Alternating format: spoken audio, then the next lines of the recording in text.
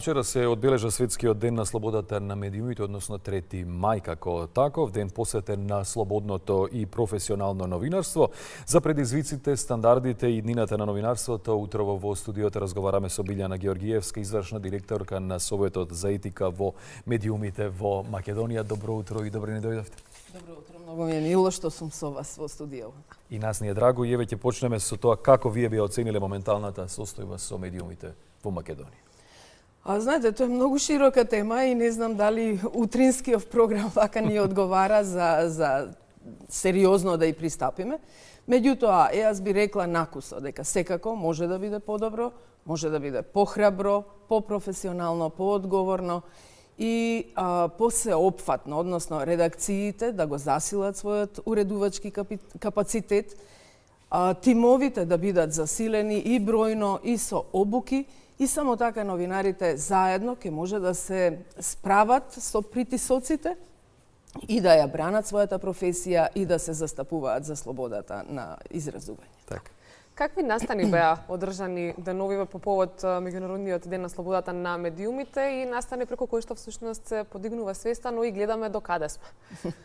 Да, во светот секакви настани се организираат, зависно од ситуацијата со новинарството во одредени региони. Вие глобално свесни сте дека живееме во многу критичен период, каде што страдаат новинари во две војни кои не се толку многу далеку и од нас.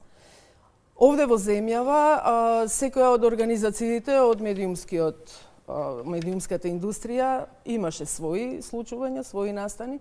Советот за етика по повод 3 мај го одржува она што јас велам најпријатната работна задача, доделување на награди за најдобри новинарски стории на тема факти и дезинформации за климатските промени. Ние 3-та година ја држиме оваа иста тема за овој надпревар меѓу новинарите, затоа што сметаме дека оваа тема е малку застапена во редовните програми на телевизиите, радијата и весниците и порталите, а заслужува многу повеќе простор, бидејќи е од голем јавен интерес и се однесува на здравјето на сите нас. Затоа и оваа година имавме една фина церемонија во Европската куќа, во делегацијата на Европската унија, каде што учествуваа и нашите донатори, представник од УНЕСКО, тоа е сето во рамки на проект што е поддржан од УНЕСКО за градење на доверба во медиумите во Југоисточна Европа и поддршка на новинарството како општо добро, тоа е насловот и на целиот проект. Таму беа представници од Европската делегација, бидејќи Европската унија го финансира овој проект. Добија награди оние најзаслужните новинари кои секоја година речиси се јавуваат на овој конкурс и прават на вистина прекрасни стории. Јас жалам, можеби некогаш ќе бидеме во ситуација да можеме да ги објавиме и сите заедно во една брошура, затоа што тоа е одлично четиво за сите наши граѓани, затоа што се работи за проблеми од еколошка природа, за загадување на човековата околина, нешто што сите ние го чувствуваме преку загадениот воздух, водата, почвата и така натаму. На крајот на април, односно во четвртокот, излезе и најновиот извештај практично на Репортери без граници и она што видовме дека практично слободата на медиумите во светот генерално е доста на едно малку пониско ниво и некако имавме некоја си категоризација, односно формулација дека ова е најлошиот извештај во последните 30 на години, зборуваме генерално, и тоа повеќе од половина од државите и териториите во светот за прв пат во 25 годишната историја се наоѓаат во категориите тешка или многу сериозна ситуација кога станува збор за слободата на медиумите. Ние имавме исто некој пат од 2-3 позиции. 3 позиции. 3 позиции. Да, тоа е пад во споредба со минатата година, во споредба со предминатата, падот е за уште повеќе позиции и сето тоа ова вака за глобалната слика кога ќе се слушне е прилично загрижувачка и тажна ситуација, затоа што нормално ние како новинари очекуваме напредок. Секоја година се залагаме за да има напредок во секој поглед, меѓутоа работите не одат очигледно така. Има многу земји, многу влијателни земји сега и влијателни лидери во светот кои направија штета на новинарството, го деградираа, ги навредуваат новинарите, не водат сметка ниту за слободата на говор, ниту за унапредување на професионалноста, почитување на нормите, на стандардите, на етичките кодекси и сето тоа се рефлектира. Конечно, како што еднаш веќе спомнав, живееме во момент кога се водат војни наоколу, а тогаш умира слободата, нели? Таква беше дефиницијата. Така. Со какви предизвици вие се соочувате најчесто како представници од Советот на етика за медиуми на Македонија и според тоа и кои се најголемите предизвици на новинарите во земјава? Јас како новинар пред се би рекла дека предизвици има пред сите нас и пред вас и пред новинарите од сите генерации, затоа што сме се помалу бројни, а за разлика од падот на бројноста на новинарите, професионалните новинари, тие што стварно сакаат да работат одговорно, честно и етички, расте бројот на медиуми постојано. Во земјава ние се соочуваме со еден таков парадокс. Секој ден, секоја недела, јас самата ќе видам некој нов портал за кој никогаш претходно не сум слушнала.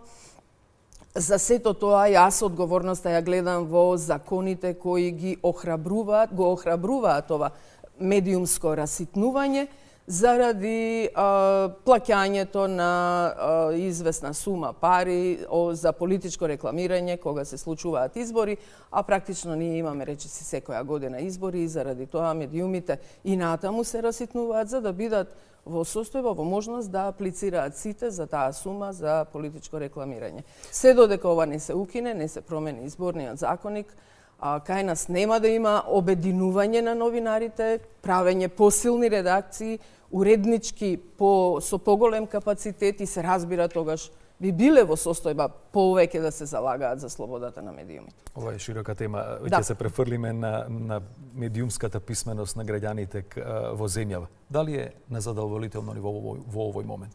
Не е и тоа е наша задача на сите медиуми да помогнеме, но не само и на медиумите, туку на сите чинители. Овој пристап во развиените демократии е навистина широк, во еден широк радиус учествуваат многу општествено одговорни компании, како што ние ги нарекуваме, за да може да помогнат во едукацијата и да им помогнат на своите клиенти да го фатат чекорот со дигиталното време.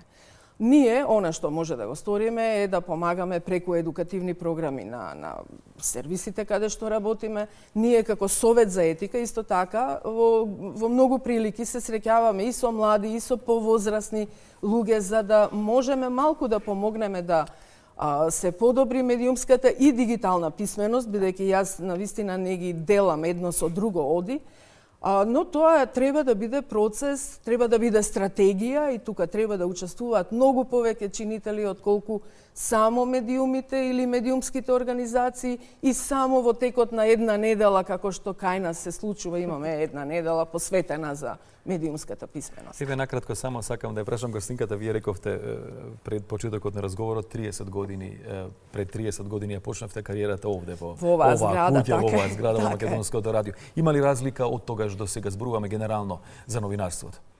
Добро, има разлики, Во секој случај, навистина многу, затоа што времето се смени, случувањата се менуваат, ние сите, јас барем почнав со еден ентузијазам во редакција за култура, мислев дека ќе учествуваме во напредокот, културниот напредок на целото општество, меѓутоа многу брзо ние сите бевме префрлени во политичките редакции, бидејќи се случува војни, се случуваше бомбардирање на соседна земја, бегалска криза, конфликт дома потоа и навистина ни на сон не ни паѓа тие настани дека ќе ни бидат толку блиску, дека од прозор ќе гледаме авиони борбени и така натаму, така што нашата судбина беше запечатена заради овие случувања. Мислам во темите на работа и покривање. Инаку има разлика, има многу медиуми сега. Дигиталната ера направи навистина една револуција која исто така не можевме да ја предвидиме.